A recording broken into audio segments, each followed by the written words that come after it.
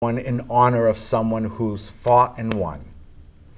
And in the evening time, they light all those luminaria bags, and then we do a silent walk to remember all those people who are no longer with us.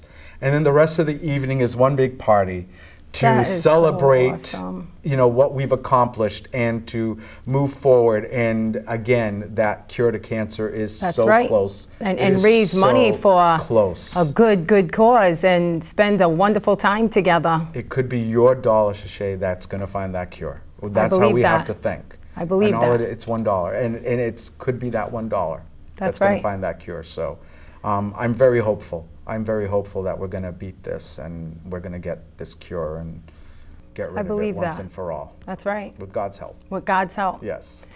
I heard that you're also involved with Missionaries of Charity. Yes. What is that about? The Missionaries of Charity are an order of sisters that were founded by Mother Teresa of Calcutta. And they are spread out throughout the world, and we are fortunate enough to have an order of sisters in the city of New Bedford. And they help the poorest of the poor. And they do a lot of charity work in New Bedford, and they help anyone from the elderly to children to immigrant families to, and in their home where they live, they take in women who have no place to go with their children and help them get back with their children and help them get back on their feet again. And these sisters dedicate their lives to doing this. And they are an amazing group of women. They really are. And I'm so blessed to be a part of their lives and to have them be a part of our lives, of my life. Of course. So, and we do a Saturday morning program. My involvement with them is helping them with a Saturday morning program where we take children from families who need help, and we get together on Saturday mornings and we do Bible study, and we do arts and crafts, and we help them just get by through the day and help the families so that the families could either try to go to work or try to do something at home. So while the parents are doing that, we have the children. We try to teach them different things, different ideas, have them reach different goals. So it's great. It's really a lot of fun. How many sisters is there? I believe there are 5 sisters right now in the New Bedford home. Oh, that is it's so needed, because what stands out is how you said that they took the children in too, with the mothers. Yes, yes, they because do. Sometimes there's separation when the moms go through a situation. And for them to be together, that's what's most important. So what kind of things, you said that you do Bible studies and do Yes. I mean, the sisters are very dedicated to these children, these mothers. The work that they do with the elderly, they go visit the elderly at their homes. They bring them meals. They give out food on certain days of the week to the needy. Whatever food they have, they give. The 5 of them. It's amazing. When you're with these sisters, you feel like you are in another world, because they are just that pure love that they show, and it's amazing. It really is. And the work that they do with the children look forward. Where most children are home on a Saturday morning or want to stay in bed watching cartoons. These children get up early, get on a school bus, and they come to the sisters on a Saturday morning, and they spend the morning with us. And so they get on a bus and they come down there? Yes, we have a local bus company that donates their bus, and bus driver donates their time on the Saturday morning to pick up these children and drop them off at the sisters. And now, how long have they been doing this? Oh my gosh, Shishay, I wish I could remember. I want to say at least 20 years. Wow, if not Bob. More. So, if not more. And you've been involved with them for for 20 years. Since then, yes. Wow, so you've been involved with charity for a long time. For a long time. And you know what? I truly believe that it's up to all of us to do our little part, because whatever you give, you get back 100-fold in some way or another. That's right. And I think I'm sitting here today because God said, you know what, Bob? You helped out I'm going to help you out. I believe that, you know, so it'll be good. You know, I look forward to, I love spending time with them, and I love the work that I do. And it just keeps you alive. It just keeps you going, and it makes you a part of the community, and we have to be a part of the community. And I believe the community must appreciate you so much. Well, so you know much. What? There are so many people like me. That's the thing. And I was fortunate enough to come here and speak with you today about it. But there are so many others in the community that do much more than I do, and they do it because they love to do it. Right. And just the same way that I do it, because I love to do it, I love to help, and I love to be a part of it. So. And sometimes you don't know about it until you go through something, and then you begin to meet the most amazing people. You said it.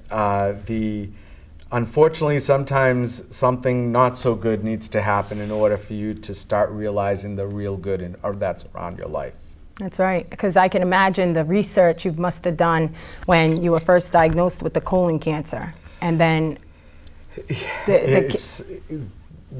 cancer. The American Cancer Society helped me out a great deal with that, because sometimes the first thing that someone does when they're told that they have cancer, in the age that we live in of computers, we automatically rush home and we Google that cancer type. Right. And it's the first thing that your doctor tells you not to do. Because you look at the worst. Okay. And you don't understand what you're looking at, and you start to try to find hope in there. Okay, I don't want to look at that website because that website says that I'm only going to survive 5 years. Right. Let me look for one that's going to, and it could be totally different, and it's just, everyone's case is different. Right.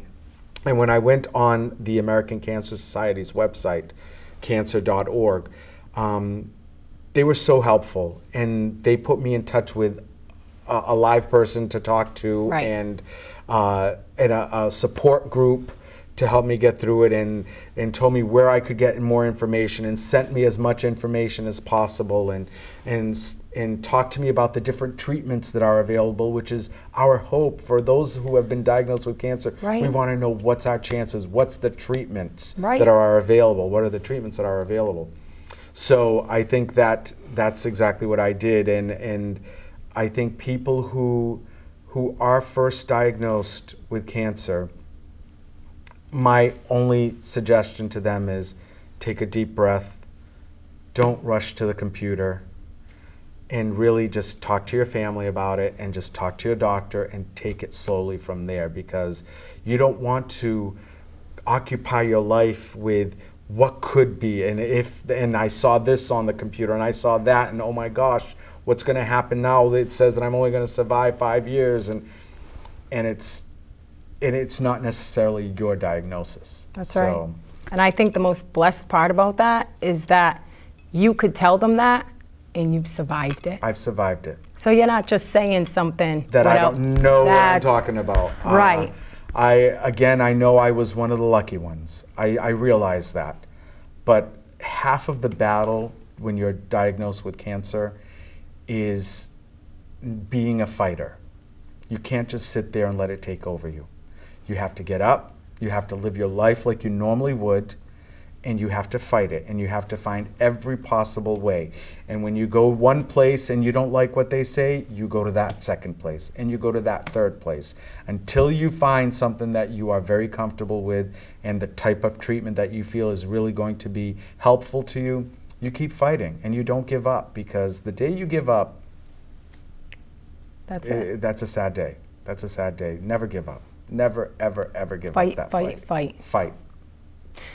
I also heard that you're in an upcoming play. You did your homework. Yes. You did your homework very well. Yes, the Fall River Little Theater is producing a production of Titanic, the musical. And I don't want people to get confused with the movie, because the musical is different from the movie, where the musical talks about actual real lives, real people that were on the Titanic. I play the part of John Thayer, who happened to be the vice president of the Pennsylvania Railroad. Oh, wow. And John Thayer was a passenger on the Titanic along with his wife and his son Jack. So the people that you will see in the musical production were actual people that were on the ship that either survived or passed away. Unfortunately, my character does not survive at the end, but the musical it's a great musical. The music is fantastic. The director of the musical, Robbie Burke, who's a dear friend of mine, is so passionate about it. And so I was happy to do this for her, and the cast is amazing. The voices are just incredible, and I can't say enough about it. It will be produced, and it's going to be shown on Mother's Day weekend. May 9, 10, 11, 12, yes. I believe it is. Oh, so May 9th, 10th, 11th, 12th. At the Bristol Community College in Fall River. And they could go online to Fall River Little Theater's website, and they can look up ticket information. That would be something that I would be interested in. I think you would enjoy it. I definitely think you would enjoy it. Now, I also heard you sing. I do. Singing has always been a passion of mine, and it's been an outlet for stress relief. Yes. So I've sung since high school in productions. I've been in many productions, musical productions, and I used to do cabarets with a group of friends where we'd go throughout the state to do different cabaret shows, and and currently I'm singing in at church at St. Julie's Church in Dartmouth. I sing in the choir and I cantor there as well. I lead the song there.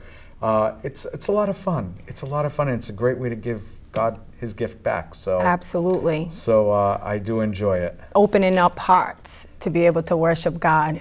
It's when I go to church and I hear everyone singing, I don't want them to go hear my voice. I just want to help them sing themselves. So yes. When you hear everybody singing, it makes the service so much better.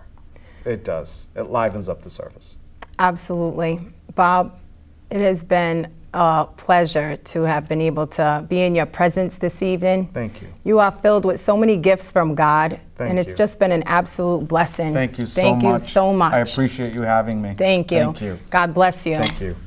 Well, thank you for joining us tonight on Reach Out. My name is Shashea LaFontaine. We were with Bob Horta tonight, and we just ask that you have a blessed evening. Thank you.